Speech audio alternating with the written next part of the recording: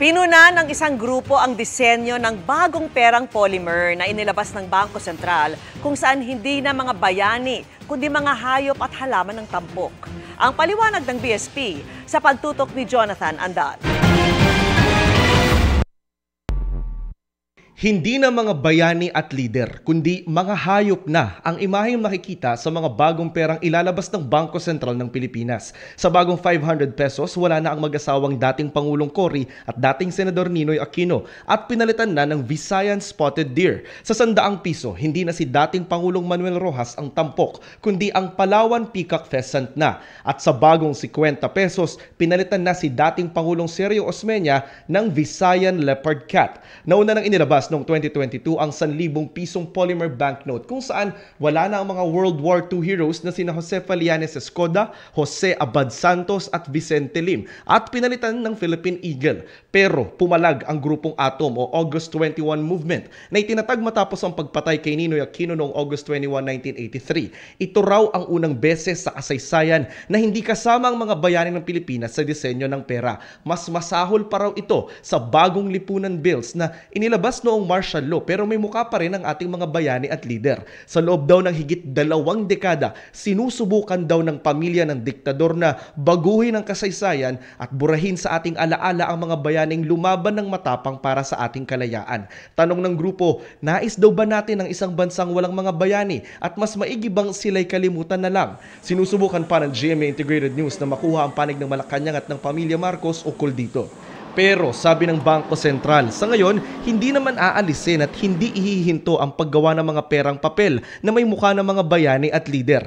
Gusto lang daw nilang i-promote din sa ating pera ang mga endangered species na hayop at halaman na tanging sa Pilipinas lang makikita. It will co-circulate, so our paper banknotes featuring our Philippine heroes will still be there. Ang aming sasalagay parehas na importante sa ating kultura at sa ating history, and so both are being honored and celebrated to our banknotes. Hawak ko na itong mga bagong pera o polymer banknote series na ilalabas po ng Bangko Sentral ng Pilipinas simula sa Lunes. Now, i-compare natin itong bagong 500 peso bill dito sa lumang 500 peso bill. Isa sa mga features ito, para hindi mapeke, meron tong tinatawag na see-through window. Ito pong bulaklak sa gilid at itong BSP logo at Philippine seal sa kabilang gilid. Meron din itong metallic foil. Dito sa 500 peso bill, wala po niyan. Mas mahirap daw pekein yung ganito. Next, meron tong feature para sa mga visually impaired people.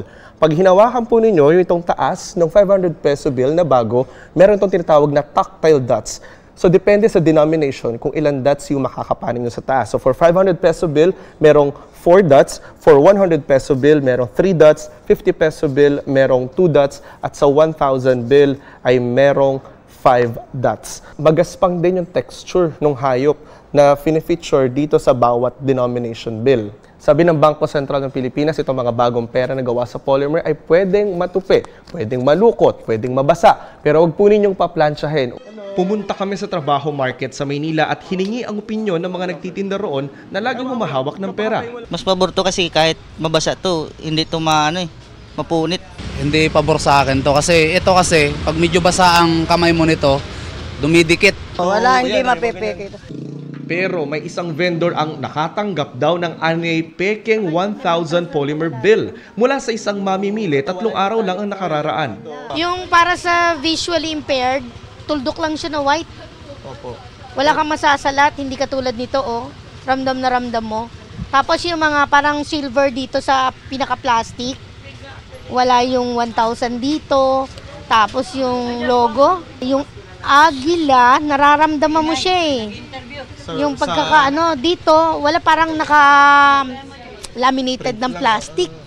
Dinulog namin ito sa Bangko Sentral at ang kanilang payo, i-report ang hinihinalang pekeng pera sa pinakamalapit na bangko o kaya sa mismong Bangko Sentral para raw kanilang masuri. Aminado ang BSP, kumpara sa perang papel, mas mahal ang gastos sa polymer banknotes na sa Australia pa natin ipinaimprenta. Pero mas matipid naman daw ito kalaunan dahil mas matagal magagamit.